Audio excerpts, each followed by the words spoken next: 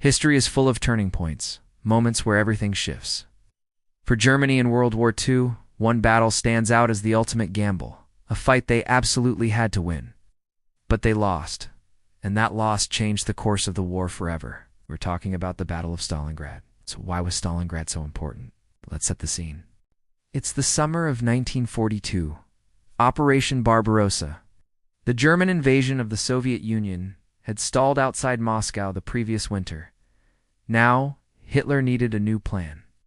He set his sights on the south, aiming for two key objectives: the oil fields of the Caucasus and the city of Stalingrad. Capturing the Caucasus oil was crucial. The German war machine ran on fuel, and securing this vast supply would have powered their tanks and planes for years to come. It would have also crippled the Soviet war effort. Stalingrad, a major industrial city on the Volga River, was the other prize. Taking it would sever a vital Soviet supply line, and just as importantly, it was a massive propaganda victory. The city was, after all, named after their arch-nemesis, Joseph Stalin.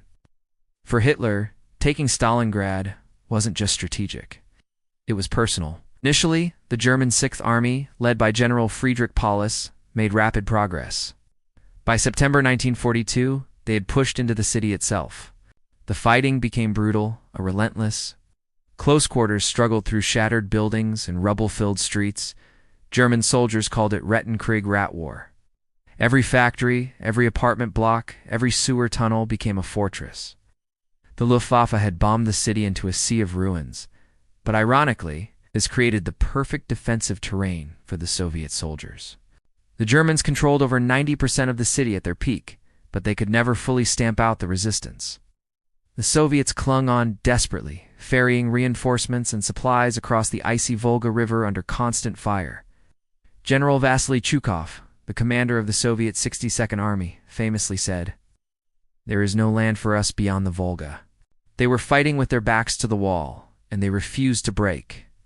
Then, on November 19th, 1942, the tables turned dramatically. While the Germans were bogged down in the meat grinder of the city, the Soviets launched a massive counter-offensive called Operation Uranus. Two powerful pincer movements struck the weaker Romanian, Hungarian, and Italian forces guarding the German flanks. Within just 4 days, the Soviet forces met up, and the unthinkable happened. The entire German Sixth Army, nearly 300,000 men, was trapped. They were completely surrounded, cut off from supplies and facing the brutal Russian winter. Hitler forbade any attempt to break out. He promised to supply the Sixth Army by air, a promise the Luftwaffe couldn't possibly keep. The air bridge was a disaster. Trapped in what became known as the Kessel, or cauldron, the German soldiers faced starvation, freezing temperatures, and relentless Soviet attacks. Conditions were horrific. The final German resistance ended on February 2, 1943, when the last remnants of the Sixth Army surrendered. The defeat at Stalingrad was a catastrophe for Germany. It wasn't just the loss of an entire army. It was a psychological blow from which the Third Reich never recovered. The myth of German invincibility was shattered. For the Soviet Union and the Allies, it was a monumental victory that boosted morale and proved the tide of the war was turning.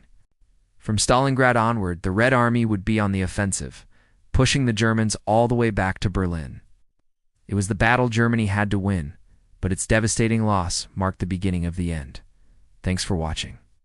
If you found this piece of history interesting, please give us a like and subscribe for more deep dives into the events that shaped our world. See you next time.